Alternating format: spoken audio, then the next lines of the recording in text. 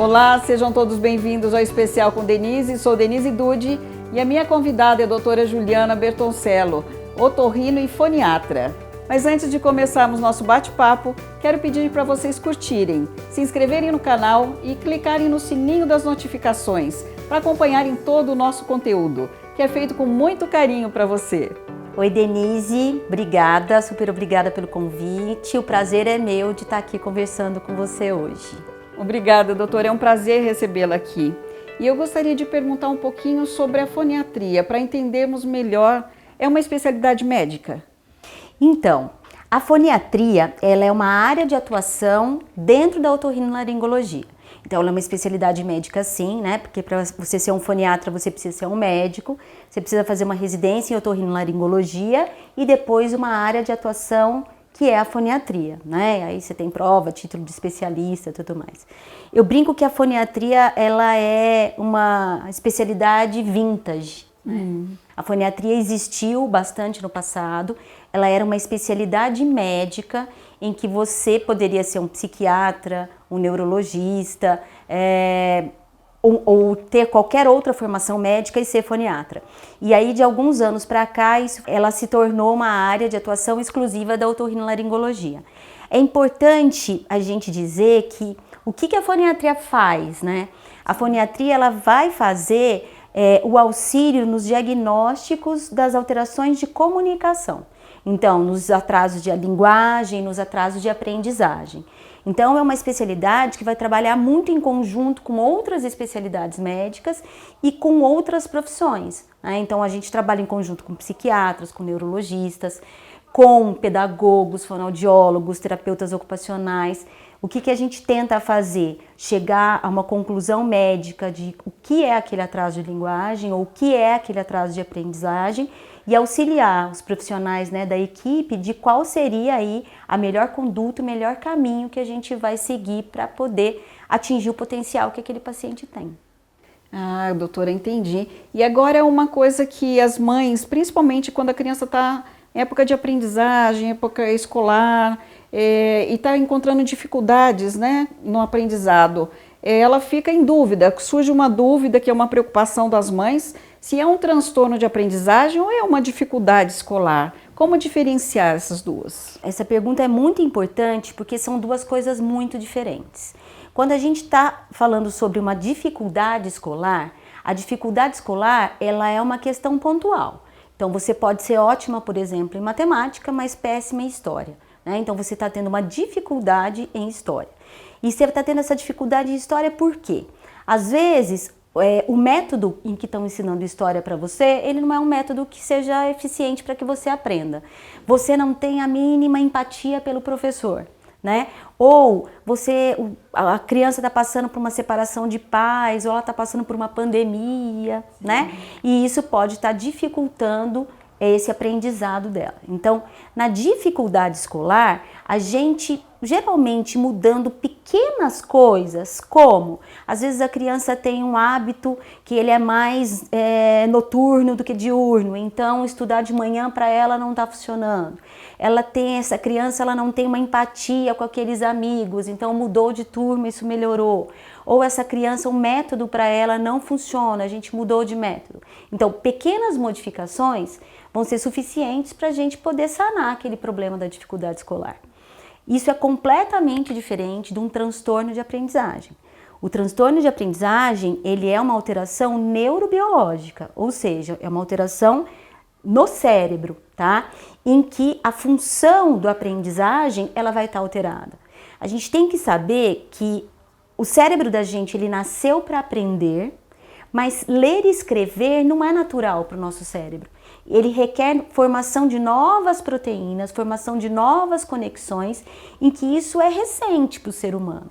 E algumas pessoas, e aí a gente vai ter muito relacionado características familiares, quando você vai falar de um transtorno de aprendizagem, geralmente você vai ter outras pessoas da família, em especial meninos, que também podem apresentar esse sintoma, tá? E isso acontece geralmente desde ali do comecinho da alfabetização e pode ir se acentuando ao longo do tempo. Ao contrário da dificuldade escolar, o transtorno da aprendizagem, ele requer uma equipe multidisciplinar para a gente poder lidar com ele, e ele vai pedir que a mudança ela seja muito mais efetiva. Eu não tenho que mudar só o método que eu vou ensinar, às vezes eu tenho que diferenciar o conteúdo para aquela criança, ou eu tenho que diferenciar a forma que aquela criança vai ser avaliada. Então, a dificuldade é de leitura, mas às vezes aquela criança, ela tem uma oralidade super boa. Então, nós vamos fazer a avaliação daquela criança oral, ao invés de fazer a avaliação daquela criança escrita. Porque nos transtornos de aprendizagem, a gente tem que lembrar que a criança tem uma inteligência preservada. Então, QI, né, coeficiente de inteligência e transtorno de aprendizagem, são coisas completamente diferentes. Então, eu tendo a taxar uma criança como era antigamente, como burra, como uma criança com dificuldade, porque a gente, na verdade, não sabia do que se tratava. E ela tem todo um potencial que precisa justamente por isso ser muito bem avaliado, né, doutora? Sim, são crianças muito inteligentes. Então, qual é, eu acho que é, quando você me chamou, né, para fazer a entrevista com você, o que a gente fica feliz é o seguinte, a gente precisa informar. Porque quanto mais profissionais da área, educadores, profissionais da saúde, pais, quanto mais você se sabe sobre o transtorno de aprendizagem, melhor fica a aceitação. A gente precisa pensar, tem um trabalho bacana norte-americano que mostra o quanto esses transtornos de aprendizagem, eles impactam na vida depois econômica e financeira dessa criança. Porque são crianças que tendem a ter subempregos, são crianças que vão tender a ter profissões que não são adequadas para ela, ao passo que, se você já sabe o que tem, se você já vai orientar essa criança, nós vamos já fazer uma ponte para ela. Então, uma criança que você pode, inclusive profissionalmente, começar a lapidar e levá-la àquilo que ela faz bem. Porque normalmente são pessoas extremamente criativas, são pessoas que às vezes têm assim, realmente muita facilidade com parte artística, então tanto para música, como para dança, como para artes, né, gráficas. Então ela tem um potencial imenso, desde que a gente saiba oferecer, né? E em relação a uma coisa que se fala muito também sobre a praxia. O que é exatamente a praxia, doutora? Antes da gente falar na apraxia, que é a falta da praxia, a gente vai falar o que é praxia. Então, praxia é a capacidade que nós humanos que a gente tem de realizar movimentos automáticos, de forma automática, sem a gente pensar. Então, por exemplo, quando a gente vai acender um palito de fósforo lá para acender o fogão. Então, você vai lá, abre o gás, né, risca o fósforo e acende. Você não pensou cada ato que você vai fazer, cada movimento que você vai fazer para poder realizar esse acender do fogo. E a fala é exatamente a mesma coisa. A fala é um ato práxico, ou seja, é um movimento automático. Uma vez lá, quando você era piquititico, a mãe foi no berço, você falou mamamã, que não significava absolutamente nada, mas ela foi lá 20 vezes e falou, é a mamãe, e você entendeu que quando você fazia esse movimento do mamamã, aparecia aquela moça lá para você, né? E aí ela automatizou aquilo. Então, a praxis é esse movimento automático. Quando a gente fala de uma criança com apraxia de fala, nós estamos falando de uma criança que ela tem essa dificuldade de realizar esses movimentos de forma automática. Então, se cada vez que você for falar pato, você for ter que pensar aonde a sua boca vai ficar no P, onde a sua boca vai ficar no A, no T e no O, isso não vai para frente. Então, a gente tem que pensar que na apraxia a gente tem uma parte cognitiva completamente preservada, que essa criança está entendendo todo o contexto, mas ela está com dificuldade na execução. E essa apraxia de fala, ela pode estar presente em muitos outros transtornos de linguagem. Então, a apraxia de fala pode estar presente num transtorno de desenvolvimento de linguagem, que é um quadro mais amplo, em que às vezes a criança tem dificuldade também no entendimento, né?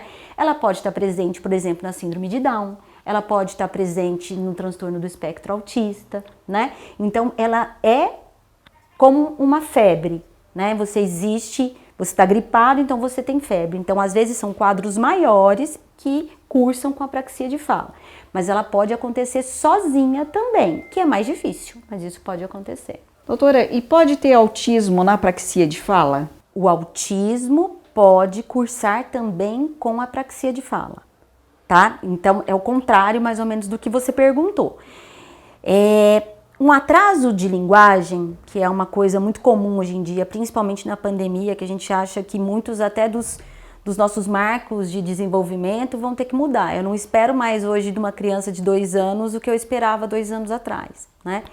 Mas uma dos quadros importantes que o autismo tem são os atrasos de linguagem. Por isso que a gente precisa fazer um diagnóstico diferencial dos atrasos de linguagem com os transtornos do espectro autista. Mas então toda criança que tem atraso de linguagem tem autismo? Não, né? A maioria das crianças com autismo, elas têm atraso de linguagem, mas elas também vão ter outros sinais que vão fazer com que a gente pense nesse diagnóstico, né? Que são os critérios B que a gente conhece, que são os movimentos estereotipados, às vezes a rigidez de comportamento, alterações neurosensoriais, né? Como às vezes uma tendência a querer passar demais tátil ou seletividade alimentar, andar na pontinha do pé. Mas isso tudo a gente tem que ter muito cuidado, não é porque tem uma ou outra alteração sensorial que eu tô falando que essa criança é autista, né? Então por isso que é um diagnóstico que ele requer tempo e requer avaliação. Agora, eu tenho crianças autistas que têm apraxia de fala? Sim. Às vezes elas estão no começo só com um atraso de linguagem, mas depois elas adquiriram a linguagem. Mas eu tenho também autistas que têm essa dificuldade na automatização dos movimentos. Então eu tenho autistas com apraxia de fala. Doutora, uma outra preocupação que as mães têm é em relação à perda auditiva. Isso é muito comum? Quais são os sinais para que as mães fiquem atentas, né, para que possam já inicialmente já tomar as providências, ver quais são as formas de lidar? Eu brinco que eu também sou uma pessoa vintage, né? Já tenho uns anos aí de clínica, que antigamente essas crianças com perda auditiva, elas iam chegar pra gente com uma média de idade de 4, 5 anos. Então eram aquelas crianças que de repente começaram a dar um probleminha na escola, a professora chamou, ou às vezes até adultos que quando iam entrar num programa da empresa faziam um exame e aí eles descobriam que eles tinham uma perda unilateral. Graças a Deus, a partir do movimento que a gente tem há bastante tempo, que é o da triagem auditiva neonatal, esse quadro mudou bastante. Então é obrigatório hoje em dia que as crianças sejam triadas já dentro da maternidade. Então elas fazem o famoso teste da orelhinha, né? Que isso é muito importante a gente dizer. O teste da orelhinha, ela é uma foto da audição daquela criança naquele momento do nascimento. Joia, bacana ter dado positivo, mas também não é um passaporte para que sempre essa audição fique boa. Então, algumas crianças que são crianças de risco para perda auditiva, como crianças com consanguinidade, crianças prematuras, com anóxia, crianças que têm aí com síndrome de Down, outras síndromes, elas, além da triagem auditiva neonatal, elas têm que fazer um outro exame que chama BERA, né, ou potencial evocado auditivo. E essas crianças com fator de risco, essas crianças elas têm que ser acompanhadas auditivamente aí pelo menos até os 7 anos de idade, para a gente ter certeza de que elas não vão desenvolver uma perda auditiva. E, na verdade, toda criança, principalmente antes do ingresso à idade escolar, é legal que ela faça uma audiometria, porque isso também é uma criança que tem uma coisa boba, que chama otite média secretora, que é uma pequena grande vilã, que é aquela criança que está sempre encatarrada e que fica com a sensação que o ouvido está tampado. Essa criança pode ter uma perda auditiva que é transitória e isso atrapalha tanto a linguagem como a aprendizagem, né? Então, a perda auditiva, ela é mais comum do que a gente pensa, né? Isso atrapalha a linguagem, atrapalha a aprendizagem e não é porque teve um teste de orelhinha positivo que está com passaporte ganho para a vida. Então, essa criança demorou para falar, essa criança você está chamando, ela não está respondendo, essa criança está falando muito alto, precisa levar um otorrino, precisa levar para fono para poder fazer aí um exame audiométrico, que é essencial. Doutora, em relação a essa geração, que você até chama de geração tela, né? Parece que você comentou nas redes sociais sobre um filme, inclusive, sobre isso, que as crianças ficam um tempo muito grande, acho que principalmente agora, na pandemia, né? em frente ao computador, no celular. Qual a importância da criança brincar? Brincar, eu acho que é a coisa mais séria que existe na vida, é a coisa mais importante que existe na vida. O homem, ele desenvolveu, ele virou sapiens, ser humano, porque ele brincou, né? Porque a criança ali, lá na pré-história, começou a imitar os pais, como que caçava, como que pescava, e aí ele foi passando os conceitos, passando os ensinamentos, o aprendizado, a linguagem e o aprendizado da vida. Quando a gente vê essa geração nova e com exposição à tela por mais de 7, 8, 9 horas por dia, com crianças menores de 1 ano, menores que 2 anos expostas, isso causa pra gente uma grande preocupação, por vários motivos. Primeiro, eu estou oferecendo um estímulo único para aquela criança, né? Que é o estímulo da tela. Então, essa criança vai imitar quem? Se eu não imito, eu não vou desenvolver a aprendizagem. Então, quando a gente brincou lá, que é na outra pergunta que você me fez, que ele fez o balbucio do mamãe e a mamãe apareceu e ele falou mamãe várias vezes, ou seja, eu imitei aquilo, eu treinei aquilo e a partir dali a minha linguagem vai acontecer, né? Uma criança que está imitando, isso em todos os níveis, não só do aprendizado educativo, mas do aprendizado da vida, ele acontece por uma imitação. E a gente tem que pensar que quanto mais estímulos externos a gente tem, mais conteúdo eu estou adquirindo de aprendizagem. Então, na herança genética que eu vou ter de aprender tanto a ser gente como a falar, eu vou ampliar minhas possibilidades. Quando eu estou reduzindo aquilo ao mesmo estímulo, eu estou reduzindo o meu conteúdo. Além disso, o que a gente sabe das telas? Eu vou aumentando a minha dose de dopamina, que é um neurotransmissor, que vai deixando a gente cada vez mais ansioso. Nós adultos, quando estamos num dia muito tenso, entrando no celular o dia inteiro, a gente tem dificuldade para dormir, a gente tem dificuldade para se concentrar, e isso acontece com a criança. Isso interfere no sono, isso interfere na atenção depois que ele vai ter na escola, né? E a gente, nós foniatras, mas os neurologistas, todos nós, a gente estava tendo uma sensação de que realmente essas crianças estavam chegando agora para a gente na pandemia com atrasos de linguagem mais potencializados, com dificuldades escolares mais potencializadas, e que isso poderia ter a ver com as telas. E agora estão começando a sair trabalhos mesmo mostrando isso, né? Porque vai funcionar até como um circuito neurobiológico do autista, porque eu vou ter um estímulo visual, um estímulo auditivo único. Então, isso vai especificar essa área de neurotransmissão ali, dando uma restrição nas outras áreas. Então, tá cheio de crianças chegando para mim com atraso de linguagem e com sintomas autísticos, sem com que essas crianças sejam necessariamente autistas. Agora, se isso vai ser perene ou não, não sei te dizer. O tempo que vai dizer pra gente. A gente sabe que quanto mais precoce a gente corta isso, melhor, mas a gente não sabe o que vai virar, né? Então, brincar é essencial. E eu brinco que os pais têm muito medo de brincar hoje em dia, né? Eles acham que eles precisam de um coach de brincadeira. E não é assim. Você também não precisa parar para uma assembleia de brincadeira com seu filho. Quando você coloca ele nas atividades de dia a dia, ajudando na cozinha, então uma criança de 2 anos, você pode pedir, pega lá o pratinho para a mamãe na cozinha, vem ajudar o papai a lavar o carro. Quando você está fazendo isso, você está promovendo para eles momentos de prazer, de convívio, você está promovendo imitação e isso é estimulação, né? Então, eu não preciso de brinquedos mirabolantes, com luzes, com fala.